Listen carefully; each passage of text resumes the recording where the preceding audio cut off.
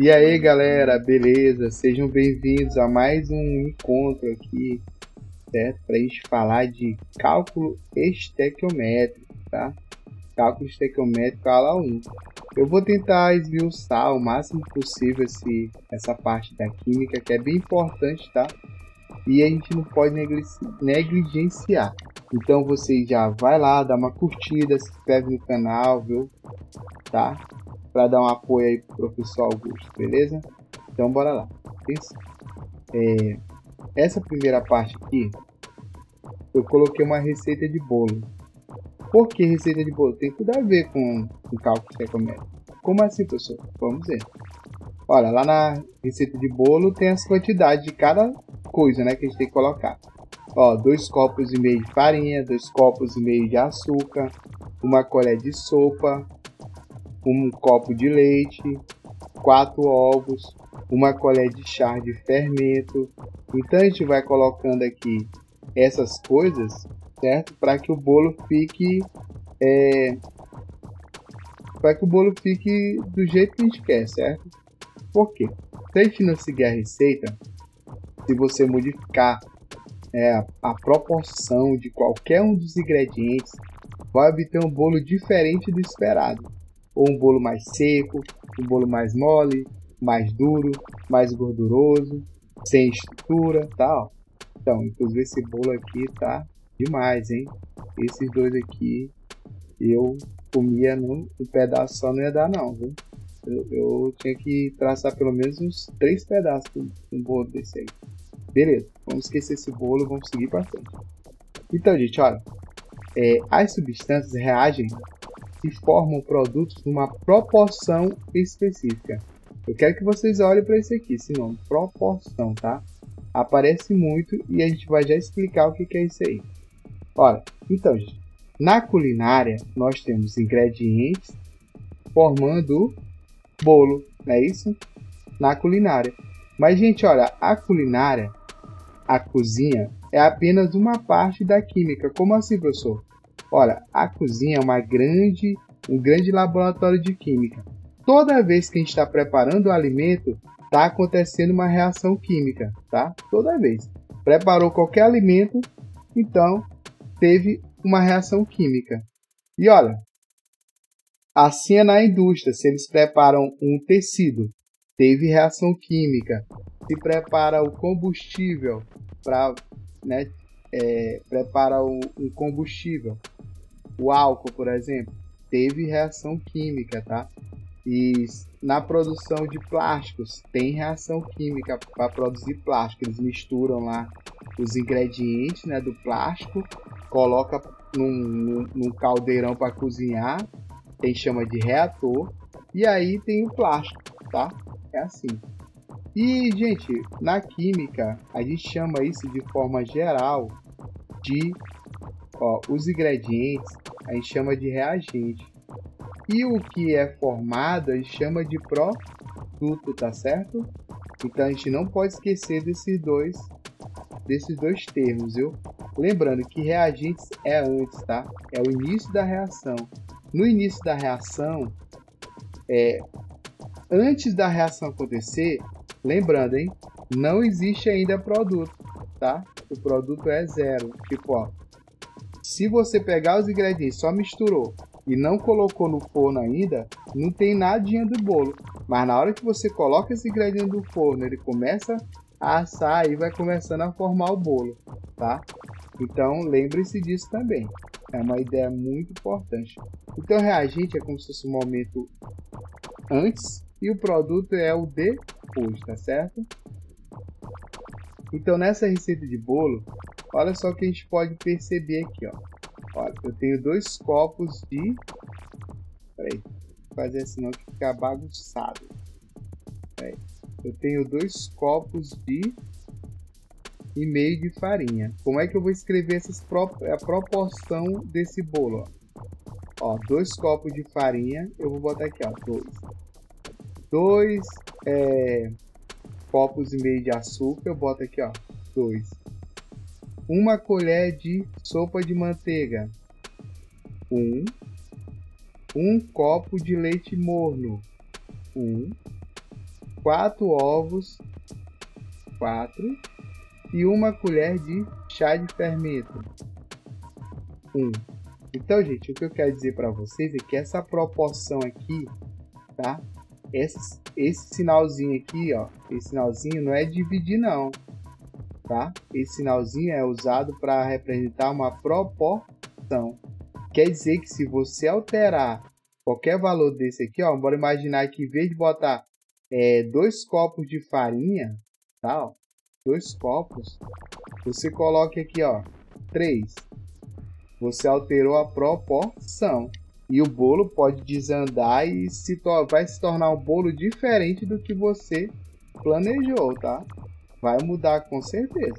Ou o bolo vai ficar mais seco, ou vai ficar mais mole, ou vai solar.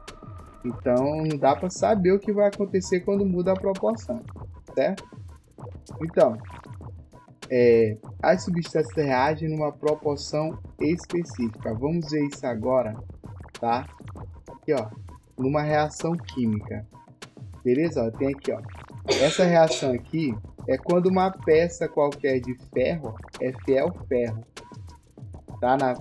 Em contato com o oxigênio do ar e a água também que tem no ar, mas né, não está aparecendo aqui, forma óxido de ferro, que é a ferrugem, ó. Olha só, essa peça aqui enferrujada, ó. Essa reação que está acontecendo aqui.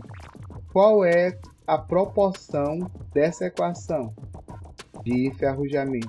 Ó, a gente vai olhar aqui, ó, 4, 3 e 2, ó. Olha para os coeficientes e aí dessa forma a gente vai definir a proporção, tá? Ó, 4 para 3 para 2. Quer dizer que essa reação sempre vai acontecer nessa proporção, tá? Isso foi definido pela lei de Proust.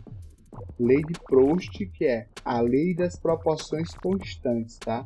Então, toda equação, ela vai manter sempre as proporções constantes para acontecer, tá? Olha só. Continuando, vamos ver agora essa aqui, ó. Olha só. Essa equação aqui eu tenho o etanol, tá? Etanol, que é o álcool, né? Esse álcool comum, queimando na presença de oxigênio, produzindo gás carbônico e água. Essa é a reação, tá? Um exemplo aqui, ó. O pessoal toma muito uma bebida, né? Chamada lá cucaracha e outras também, que eles pegam fogo, né? Toca fogo ali na bebida e bebe, assim, coisa de doido, né? Não aconselho fazer isso não, hein? Beleza, então, qual vai ser a proporção aqui dessa equação? Olha, se você olhar, você tem que procurar os coeficientes, que são números grandões que a gente tem ó. Primeiro, quantos reagentes tem nessa reação? 1, 2, ó. Eu tenho 2 reagentes. Por que eles são reagentes? Porque eles estão antes da seta. Eles são reagentes, ó. E quantos produtos eu tenho nessa equação? 2 produtos, ó. Certo? Por que eles são produtos desse aqui, professor? Porque eles estão depois dessa setinha aqui, ó, tá? Quem está antes da seta é reagente, quem está depois é produto, tá? Então, beleza. Como é que fica essa proporção? Professor, tem nenhum número aqui, é 0. Não, não é 0, a gente já viu isso. Olhem os vídeos anteriores de coeficiente que vocês vão ver que aí não é 0, tá, pessoal? Aí, na verdade, vai ser... Quando não aparece é porque é 1, tá? 1. Certo? Ó, é 1. Então, a proporção dessa equação aí vai ficar assim, ó. 1, 3, 2 e 3. Ó. 1, 3, 2 e 3. É a proporção dessa equação de queima do etanol, tá? Continuando, bora lá. Aqui nós temos uma reação que é bem importante, ela tem salvado muitas vidas, tá? Essa reação aqui, ó, é a reação que acontece dentro do airbag, tá? É uma reação muito rápida em que essa substância produz rapidamente ali gás nitrogênio que enche o airbag e aí evita, né, a pessoa machucar os ossos da face, quebrar, né, o pescoço até, uma pancada no volante ali do carro, tá? Então qual a proporção? Ah, professor, já tô vendo ali, ó, 2, 3 e 2. Isso mesmo, você está muito bem, gostei de ver. Olha só, essa aqui vai ser a proporção, tá? Então, gente, é bem simples definir as proporções, né? Vamos ver mais uma aqui, ó. Essa reação, né, ó. Eu tenho nitrato de cobre. Na verdade, aqui vai ser o nitrato de cobre 2, né? Formando, ó, tem um reagente. E quantos produtos, ó? 3. Um reagente e 3 produtos, pessoal. Olha só. Quando isso acontecer, tiver só um reagente e vários produtos, nós estamos diante de uma reação de análise. Análise, ó, análise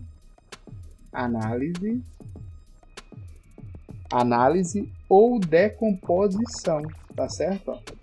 Então, beleza, mas não é isso que eu quero saber, professor, é a proporção. Gente, é bem fácil, ó, 2, 4 e aqui, pessoal, não tem nadinha. É porque é 1, certo? Ó. Então, olha, 2, 4, 1 é a proporção, beleza? Agora seguindo. E é o seguinte, pessoal. Essas equações, elas podem ter essas proporções alteradas assim, mas tipo assim, se você... As proporções, elas são constantes pela lei de Proust. Mas você pode alterar esses números aqui, esses coeficientes que estão antes da equação. Os coeficientes você pode alterar, mas tem que manter a proporção constante. Não pode mudar a proporção. Professor, não entendi nada. É o seguinte, pessoal. Olha, se a gente multiplicar essa equação aqui, ó, por 2, eu quiser aqui botar 4. Aqui eu quero 4. Se eu quiser 4 aqui, ó, eu vou ter que multiplicar essa equação por 2. Só que se eu quiser 4 aqui, eu não posso mudar só aqui não. Eu tenho que mudar a equação todinha. Como assim? Se eu quiser multiplicar essa equação toda por 2, olha, ela vai ficar com essa proporção. 4, 6, 4. Ó, mudou ali, ó. Tá, ó. 4, 6, 4, tá? Então, eu nunca posso mudar só um coeficiente.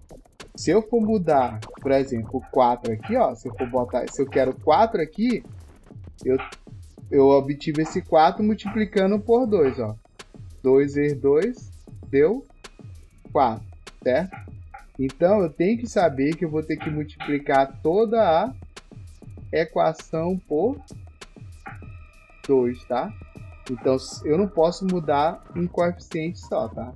Eu sempre tenho que mudar todos os coeficientes para poder manter sempre as proporções constantes, tá certo, gente? Vamos continuar vendo isso aqui, ó. Olha, essa equação, se eu multiplicar ela por 3, certo? Eu quero 6 aqui, ó. Eu quero 6 ali na frente, ó. Ó, se eu quero 6 ali na frente, ó, eu tenho que multiplicar essa equação todinha por 3, ó. 2 vezes 3, 6. 3 vezes 3, 9. 2 vezes 3, 6. Aí eu coloco ali, ó. Coloco 6, coloco 9, coloco o 6. Então, eu obtive o 6 que eu queria. Eu queria 6 aqui. Mas eu não podia mudar só ele, certo? Se eu vou botar 6 aqui, eu tenho que saber que eu tenho que... Ah, eu obtive esse 6 multiplicando por 3 o 2.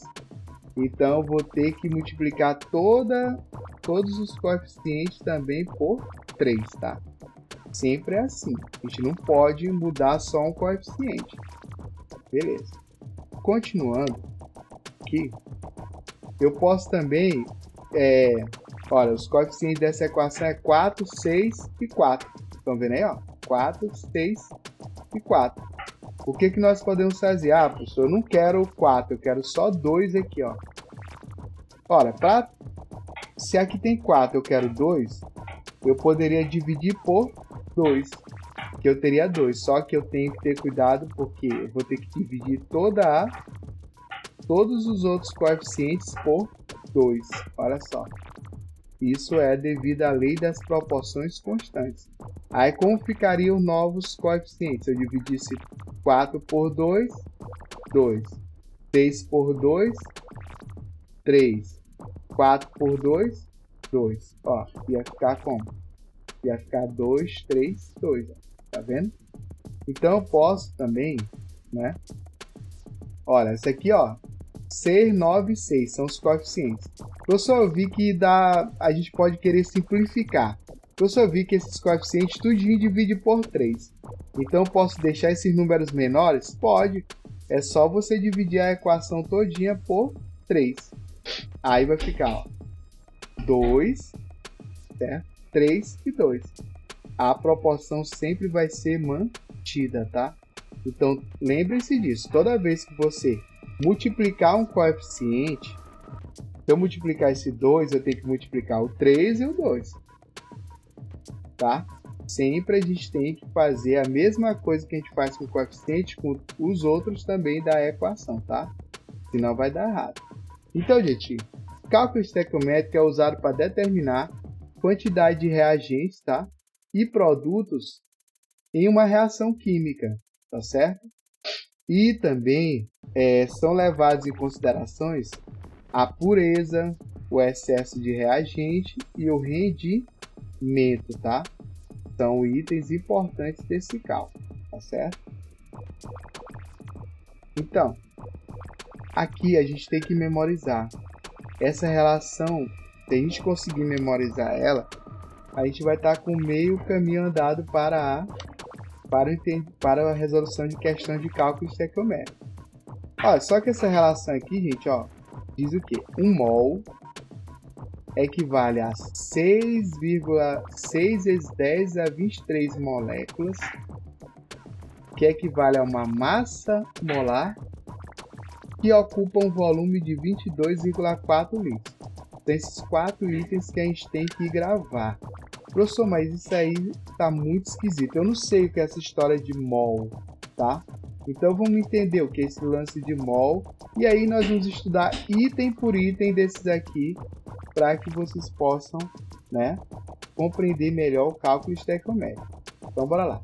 Primeiro nós vamos trabalhar com o mol, tá? Professor, o que é isso? Esse mol.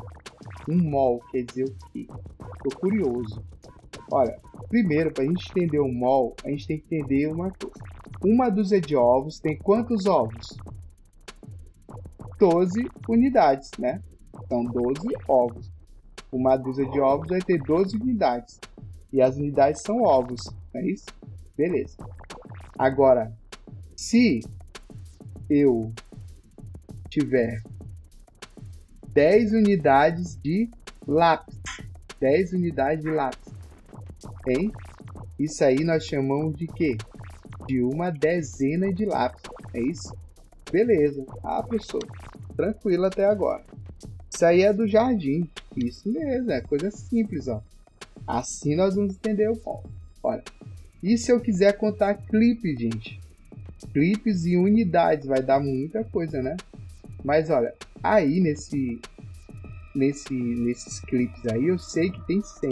Eu contei um por um, ó. E tem 100 unidades de clipes. E como é que a gente chama 100 unidades? Uma centena de grampos, né? Oh, beleza. Uma centena de grampos, tá? Olha só. Agora, um mol. O que quer dizer um mol? Um mol, gente, é quantas unidades de quê? Olha, gente, um mol sempre vai ser 6,02 vezes 10 a 23 unidades. Unidade de quê? O mol é usado para medir quantidade de átomos, quantidade de moléculas, quantidade de íons, quantidade de partículas, tá? O mol é usado para medir as coisinhas bem pequenas, tá? Porque, gente, por exemplo, num litro de álcool, bora dizer, se tiver 100 mols de álcool no litro de álcool, vai ter 60 vezes 10 a 23 unidades de moléculas de etanol, tá? Na verdade, o que esse 6 aí, ó, 6 vezes 10 a 23, olha só, ele indica uma quantidade muito grande, porque os átomos são tão pequenos, tá? São tão pequenos que não dá para contar em centenas, dezenas, tá? Então a gente tem que usar essa unidade chamada mol, tá? Para poder contar os átomos. E olha aí, ó, como é que é isso? 6,02 vezes 10 a 23. Olha aí. Pessoal, é muito zero. Olha aí, ó. Aqui, ó. Se você for separar casa por casa, você vai chegar a 6 septrilhões de 1 mol. Tem 6 septrilhões de partículas, tá? Ó. 6 septilhões de unidades em apenas 1 mol, tá? Então, pessoal, bora imaginar uma coisa. Se você pegar e assim a ponta de um lápis e começar a raspar aquela grafite, certo? Raspou aquela grafite. Quando você tiver 12 gramas de grafite, quer dizer que você tem 1 mol de grafite. E 1 mol vai ter 6 septilhões de unidades, né, dessa grafite aí, tá? Então, é muita substância, tá, gente? Então, essa aula fica por aqui, tá? Pra gente poder, a gente vai fechar essa parte e mais outras 2 aulas, tá? Então, acompanha aí que é sucesso, tá, galera? Valeu!